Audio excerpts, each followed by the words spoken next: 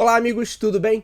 Esse é mais um episódio do Talk to Biz Review, onde eu comento alguns dos principais assuntos da semana e hoje a gente fala sobre Twitter, fuga de anunciantes e o conceito de brand safety. Fiquem comigo que a gente já volta.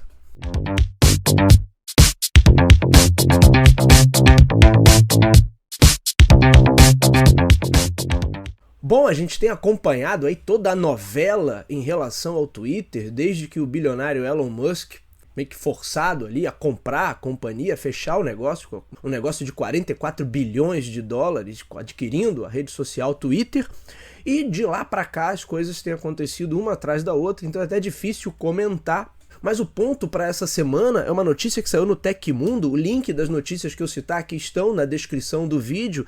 E a notícia é: Twitter perdeu metade dos principais anunciantes desde que o Elon Musk assumiu o comando da empresa. Esses números são de um relatório do Centro de Pesquisa Media Matters for America, divulgado na última terça-feira, dia 22. E aí diz aqui que o Twitter perdeu metade dos 100 maiores anunciantes desde outubro, quando de fato Elon Musk assumiu a companhia. Entre os anunciantes que saíram, você tem nomes grandes aqui, você tem Chevrolet, Ford, Coca-Cola, Meta, Heineken, AT&T, Kellogg's, Nestlé, Mailchimp, Jeep, Citigroup, Dell. E aí o relatório calcula que só esse ano essas empresas, esses anunciantes tenham injetado ali até agora aproximadamente 750 milhões de dólares. Isso até o final do ano certamente chegaria aí à casa do bilhão de dólar. Ou seja, o Twitter, com a nova postura, com as mudanças que o Elon Musk está promovendo, pode estar perdendo aí para o próximo ano na casa de 1 bilhão de dólares, isso se não saírem mais anunciantes.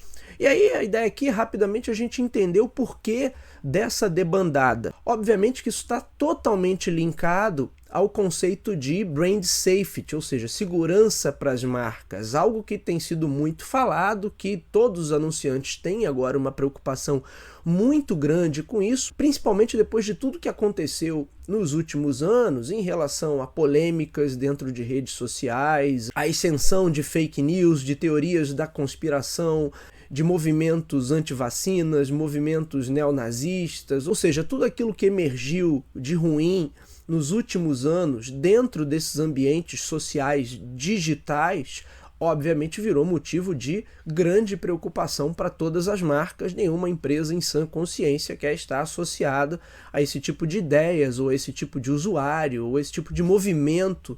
O Twitter, em especial, ele vinha lutando aí bravamente nos últimos anos para não se tornar um terreno totalmente dominado por robôs, por perfis falsos, por toda essa escória extremista.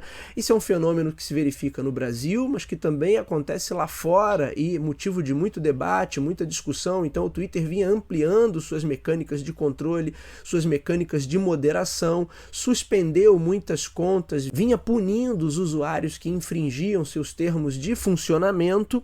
E aí, entre as coisas que vêm sendo alteradas, ou dá-se o indicativo de que elas de fato serão alteradas, está toda essa questão de moderação de conteúdo e de controle de certos movimentos que naturalmente vão acontecer dentro dessas plataformas se não houver nenhuma mecânica de controle. E aí a gente precisa falar do Elon Musk, né? Ele é inegavelmente uma pessoa inteligente, uma pessoa fora da curva, fez negócios, construiu negócios de grande sucesso, mas nos últimos anos ele parece estar acreditando que é o único inteligente no planeta e o resto da humanidade é composta por um bando de idiotas. Daí ele joga com seu lado influenciador digital, vem fazendo uma pataquada atrás de pataquada, tá levando esse conceito de business agility a um outro patamar, só que nesse caso movido pela arrogância e pela estupidez.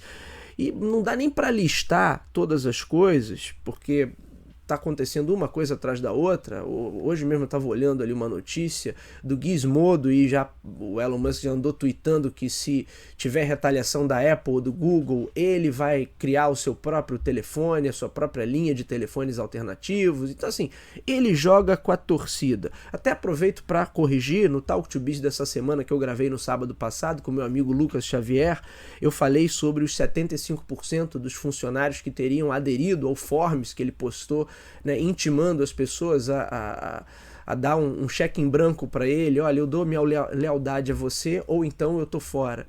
E, na verdade, não, 75% seria o número total de funcionários que já saíram do Twitter.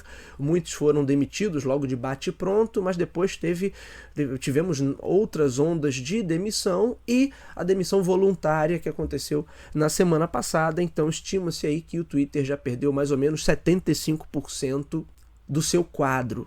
E isso para as marcas soa como uma preocupação muito grande, porque obviamente você está pegando uma rede que vinha lutando aí para estabelecer parâmetros de segurança, parâmetros de usabilidade, para impedir que ela fosse totalmente tomada e infestada pelos malucos, pelos extremistas, pelos neonazistas, pelos terraplanistas e outros grupos do mesmo quilate ali, do mesmo perfil. E agora entra um maluco do comando que começa a falar uma porção de besteira, que tem posições políticas muito claras ali, também ligadas à extrema-direita, que nessa semana resolveu anistiar, né, fazer uma anistia geral. Notícia aqui do The Verge também dessa semana, que ele resolveu fazer uma anistia geral de contas suspensas, já avisou que o Trump vai voltar, o Trump que estava banido do Twitter por conta da história lá do Capitólio e da Big Lie, né, a grande mentira norte-americana que o Trump promoveu junto com seu grupo, e ele diz que simplesmente tudo isso vai voltar. E, obviamente, logo na primeira semana ou na segunda semana em que ele assumiu, ele já brigou também com anunciantes, atitudes ali, no mínimo, risíveis para quem se diz ser tão esperto e está ocupando um cargo de CEO de uma companhia global.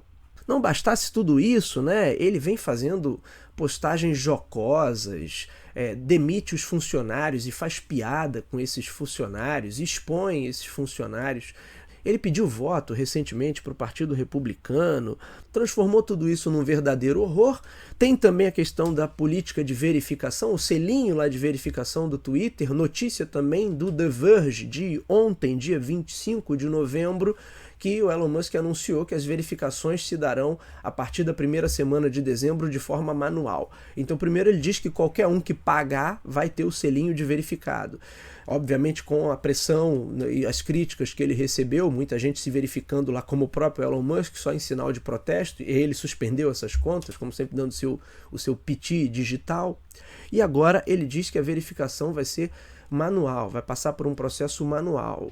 E mesmo que isso funcione, né, uma parcela diminuta dos usuários do Twitter tem o selo de verificação e uma parcela menor ainda certamente vai estar disposta a pagar para manter o selo.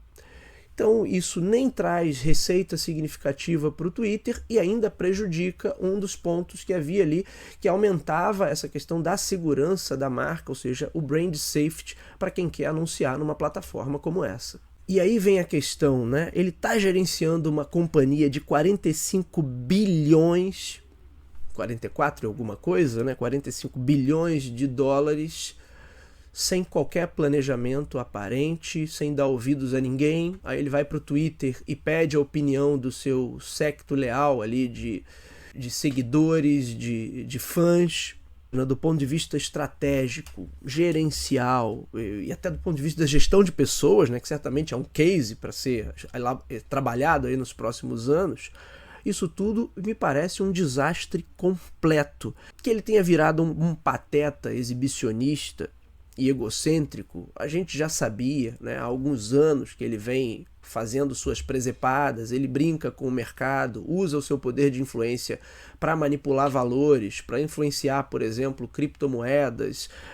Teve aquele evento em que ele reuniu a mídia nos Estados Unidos para apresentar um robô da Tesla, e aí era um idiota de um funcionário fantasiado que ficou dançando lá na frente de todo mundo. Aquilo tudo foi patético, né? E aí ele já vinha dando sinais de que assim, olha, eu vou jogar com a torcida, eu vou fazer esse meu teatrinho e vamos ver o que acontece, porque eu continuo trazendo dinheiro para os meus empreendimentos, para as minhas empresas. E aí eu pergunto a vocês, se o Twitter já era irrelevante, porém era uma marca cool, né? As pessoas acreditavam no Twitter, gostavam do perfil da rede social, então você tinha um quantitativo muito leal ali de usuários, e a empresa tem uma história, né? Tem uma história com toda a questão das redes sociais, com a questão da ascensão da Web 2.0, mas se o Twitter já era de certa maneira irrelevante para os anunciantes, e aí tem um vídeo meu do canal onde no início do ano eu falei sobre as possibilidades para o Twitter. Naquela época só havia a especulação ali se o Elon Musk compraria ou não, né? Qual a chance da empresa reverter o quadro e apresentar uma operação positiva a partir de agora?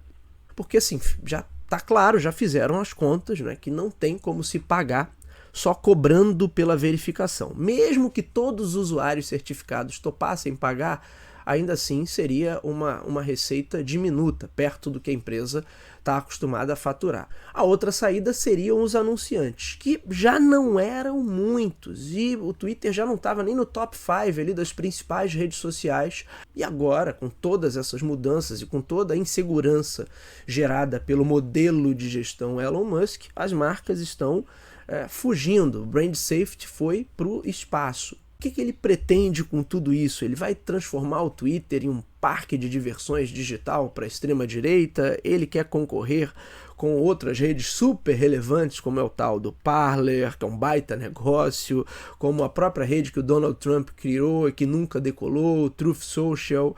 O que ele vai ganhar com isso?